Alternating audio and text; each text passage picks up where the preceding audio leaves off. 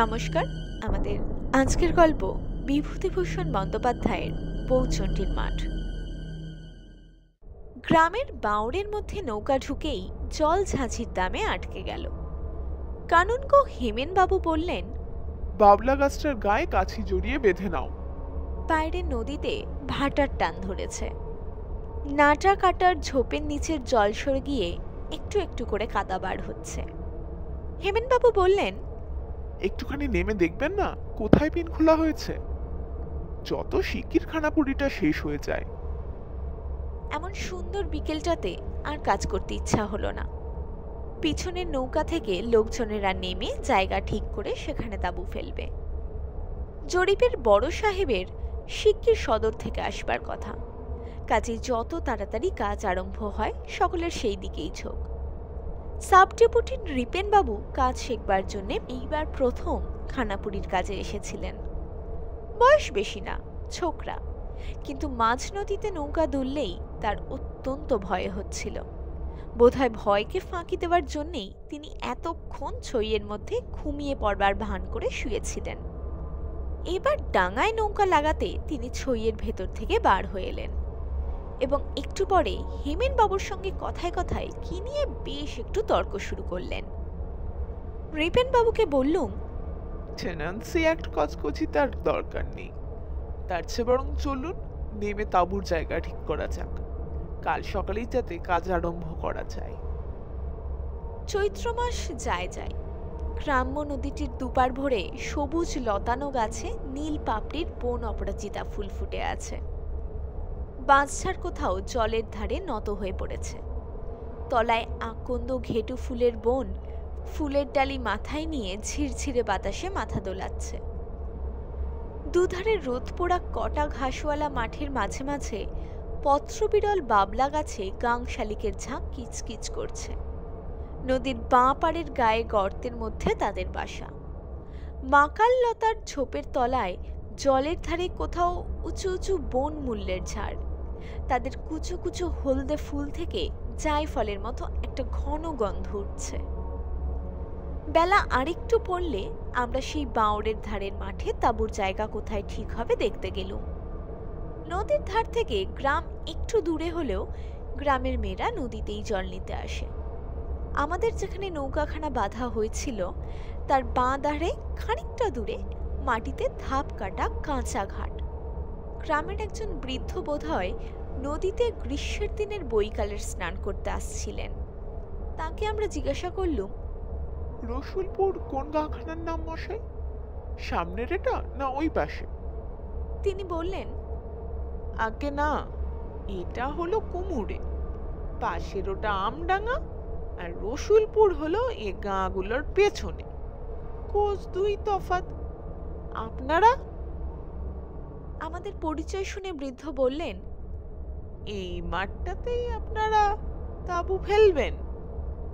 আপনাদের জরিপের কাজ শেষ হতেও তো 5-6 মাস। আমরা বললুম, হ্যাঁ তা তো হবেই, বরং তার বেশি। বৃদ্ধ বললেন, এখানটা একটা ঠাকুরের স্থান, গায়ের মেয়েরা পুজো দিতে আসে, বরং আর একটু সরে গিয়ে নদীর মুখের দিকে তাঁবু ফেলুন, নইলে মেয়েদের একটু অসুবিধে। বৃদ্ধের নাম ভুবন চক্রবর্তী। জরিপ আরম্ভ হয়ে গেলে নিজের দরকারে চক্রবর্তী মশাই দলিলপত্র বগলে অনেকবার তাঁবুতে যাতায়াত শুরু করে দিলেন। সকলের সঙ্গে তার বেশ মেশামেশি ও আলাপ পরিচয়ও হয়ে গেল। তার পৈতৃক জমাজমি অনেকে নাকি ফাঁকি দিয়ে দখল করে রেখেছে। আমাদের সাহায্যে এবার যদি সেগুলোর একটা গতি হয়, এইসব ধরনের কথা তিনি আমাদের প্রায়ই শোনাতেন। আমি সেখানে বেশি দিন ছিলুম না। খানাপুরীর কাজ আরম্ভ হয়ে গিয়েছে। আমি সেদিনই জেলায় ফিরব। জোয়ারের অপেক্ষায় নৌকা ছাড়তে দেরি হতে লাগলো। চক্রবর্তী মশাইও সেদিন উপস্থিত ছিলেন। কথায় কথায় জিজ্ঞাসা করলুম, আচ্ছা, এটাকে বউচণ্ডীর মাঠ বলে কেন চক্রবর্তী মশাই? আপনাদের কি কোনো? নৃপেনবাবুও বললেন, ভালো কথা, বলুন তো চক্রবর্তী মশাই, বউচণ্ডী আবার কি কথা? শুনিনি তো কখনো। আমাদের প্রশ্নের উত্তরে চক্রবর্তী মশাইয়ের মুখে একটা অদ্ভুত গল্প শুনলুম। তিনি বলতে লাগলেন, শুনুন তবে, এটা সেকালের গল্প। ছেলেবেলায় আমার ঠাকুরমার কাছ থেকে শোনা। এই অঞ্চলের অনেক প্রাচীন লোক এ গল্প জানে। সেকালে এই গ্রামে এক ঘর সম্পন্ন গৃহস্থ বাস করতেন। এখন আর তাদের কেউ নেই। তবে আমি যে সময়ের কথা বলছি সে সময় তাদের বড় শরিক পতিত পাবন চৌধুরী মহাশয়ের খুব নাম ডাক ছিল। এই পতিত পাবন চৌধুরী মহাশয় যখন তৃতীয় পক্ষের বিয়ে করে ঘরে বউ আনলেন তখন তার বয়স 50 পার হয়ে গিয়েছে। এমন যে বিশেষ বয়স তা নয়, বিশেষত ভোগের শরীর। 50 বছর বয়স হলেও চৌধুরী মহাশয়কে বয়সের তুলনায় অনেক ছোট দেখাতো। বউ দেখে বাড়ির সকলেই খুব সন্তুষ্ট হলো। তৃতীয় পক্ষের বিয়ে বলে চৌধুরী মশাই একটু ডাগর মেয়ে দেখেই বিয়ে করেছিলেন। নতুন বউয়ের বয়স ছিল প্রায় 17-র কাছাকাছি। বউয়ের মুখের গড়নটি বড় সুন্দর, মুখের ছাঁদ যেন হরতনের টেক্কাটির মতো। চোখ দুটি বেশ ডাগর, ভাসা ভাসা মুখে চোখে ভারী একটা শান্ত ভাব। নতুন বউয়ের কাজকর্ম আর ধীর শান্ত ভাব দেখে পাড়ার লোকে বললে, এরকম বউ এ গায়ে আর আসেনি। সে মাটির দিকে চোখ রেখে ছাড়া কথা বলে না। অল্প বয়সের খুর শাশুড়ি দলের সামনেও সে ঘোমটা দেয়। সকলে বললে, যেমন লক্ষ্মীর মতো রূপ তেমনই গুণ। মাস 2-3 পরে কিন্তু একটা বড় বিপদ ঘটল। সকলে দেখলে বউটির আর সব ভালো বটে, কিন্তু একটা বড় দোষ, সে কিছুতেই স্বামীর ঘেঁষ নিতে চায় না, প্রাণপণে এড়িয়ে চলতে চায়। প্রথমে প্রথমে সকলে ভেবেছিল নতুন বিয়ে হয়েছে, ছেলে মানুষ, বোধহয় সেই জন্যই এরকম করে। ক্রমে কিন্তু দেখা গেল স্বামী কেন, যে কোনো পুরুষ মানুষ দেখলেই সে কেমন যেন ভয় কাঁপে।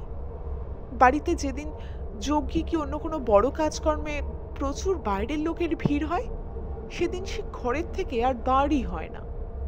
স্বামীর ঘরে কিছুতেই তো যেতে রাজি হয় না। মাসে 2 দিন কি 1 দিন সকলে আদর করে গায়ে হাত বুলিয়ে পাঠাতে যায়। সে জনে জনের পায়ে পড়ে, এর ওর কাছে কাকুতি মিনতি করে, কিছুতেই বুঝ মানে না। পুরুষ মানুষের গলার স্বর শুনলেই কেমন যেন আড়ষ্ট হয়ে পড়ে। অনেক করে বুঝিয়ে সুঝিয়ে সকলে একদিন তাকে স্বামীর ঘরে পাঠিয়ে দিয়ে দড়ি শিকল বন্ধ করে দিল। চৌধুরী মশাই অনেক রাত্রে ঘরে ঢুকে দেখেন তার তৃতীয় পক্ষের স্ত্রী ঘরের এক কোণে জড়সড় হয়ে দাঁড়িয়ে ভয় ঠকঠক করে কাঁপছে। এরপর আর কিছুতেই কোনো দিন সে স্বামীর ঘরে যেতে চাইতো না। বাড়ি শুদ্ধ লোকের হাতে পায়ে পড়ে পড়ে বেড়াতো আর সকলকে বলতো, আমার বড্ড ভয় করে, আমাকে ওরকম করে আর পাঠিও না, আমি তোমাদের পায়ে পড়ি। বোঝাতে বোঝাতে বাড়ির লোক হয়রান হয়ে গেল। দিন কতক গেল। একদিন সকলে মিলে তাকে জোর করে স্বামীর ঘরে ঢুকিয়ে দিয়ে বাইরে থেকে দৌড় বন্ধ করে দিল। তারা ঠিক করলে এই রকম করে দিতে দিতে ক্রমে তার লজ্জা ভাঙবে, নইলে কতদিন আর এ নেখামি ভালো লাগে। ভোরে উঠে সকলে দেখলে ঘরের মধ্যে বউ নেই, বাড়ির কোথাও নেই। নিকটেই বাপের বাড়ির গা, সেখানে পালিয়ে গিয়েছে ভেবে লোক পাঠানো হলো, কিন্তু লোক ফিরে এলো, সে সেখানে যায়নি। তখন সকলে বললে পুকুরে ডুবে মরেছে। পুকুরে জাল ফেলা হলো, কোনো সন্ধান মেলে না। বউয়ের কচি মুখের ও নিরীহ চোখের ভাব মনে হয় লোকের অন্য কোনো সন্দেহ মনে জাগবার অবকাশ পেল না। কত দিকে কত সন্ধান করে যখন কোনো খোঁজই মিলল না, চৌধুরী মশাই মানসিক শোক নিবারণ করবার জন্যে চতুর্থ পক্ষের স্ত্রী ঘরে আনলেন।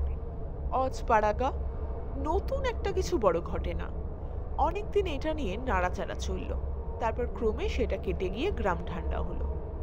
এই মাঠের পূব ধারে গ্রামের মধ্যেই চৌধুরীদের বাড়ি ছিল। তখন এইখান দিয়েই নদীর স্রোত বইত। মোজে বাউড় হয়ে গিয়েছে তো সেদিন আমরা ছেলেবেলাতেও ধান বোঝাই নৌকা চলাচল হতে দেখেছি।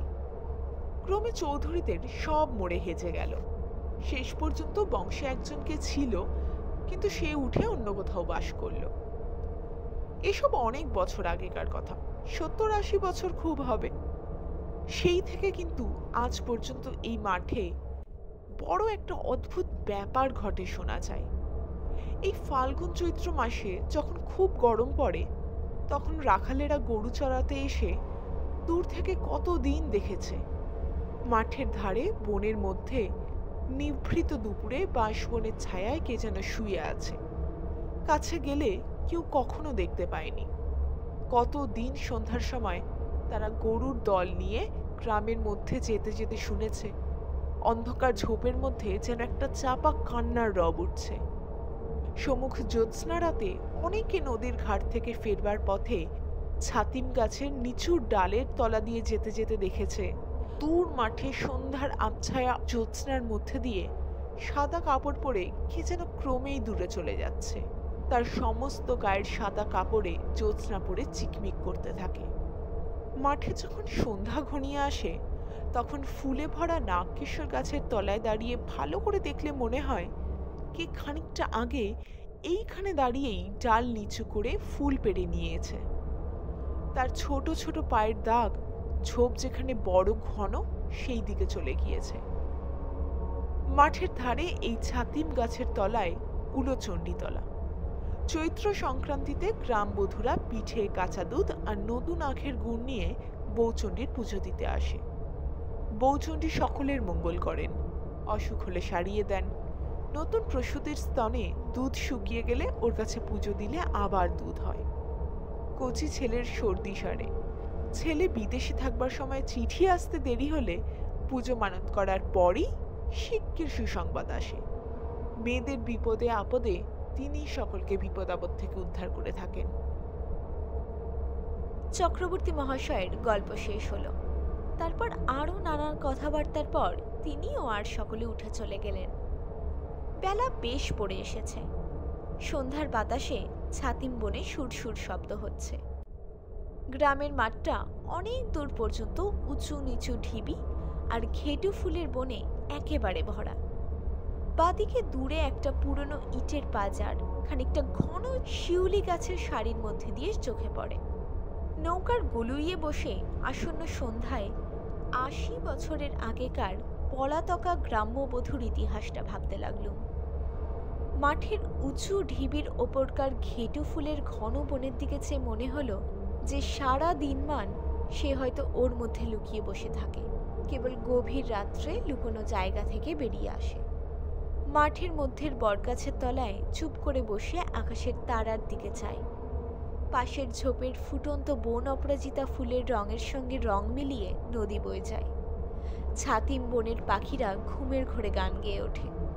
ওপার থেকে হু হু করে হাওয়া বয়, আর সে মাঝে ভয় ভয় পূব দিকে চেয়ে দেখে ভোরের আলো ফুটবার কত দেরি। সন্ধ্যা হয়ে গেল। বনের ওপর নবমীর চাঁদ উঠল। একটু পরেই জোয়ার পেয়ে আমাদের নৌকা ছাড়া হলো। জলের ধারের আধার ভরা নিভৃত ঝোপের মধ্যে থেকে সত্যিই যেন একটা চাপা কান্নার রব পাওয়া যাচ্ছিল। সেটা হয়তো কোনো রাতজাগা বনের পাখির কিংবা কোনো পতঙ্গের ডাক। বাওড়ের মুখ পার হয়ে যখন আমরা বাইরের নদীতে এসে পড়েছি তখন পেছন ফিরে চেয়ে দেখি নির্জন গ্রামের মাঠে সাদা কুয়াশায় ঘুমটা দেওয়া ঝাপসা জ্যোৎস্না রাত্রি অল্পে অল্পে লুকিয়ে চোরের মতো আত্মপ্রকাশ করছে। অনেককাল আগেকার সেই লজ্জা কুণ্ঠিতা ভীরু পল্লী বধূটির মতো। এই ছিল আমাদের আজকের গল্প। যদি আজকের গল্পটি আপনাদের ভালো লাগে তাহলে অবশ্যই ভিডিওটাকে লাইক করবেন এবং চ্যানেলটাকে সাবস্ক্রাইব করবেন।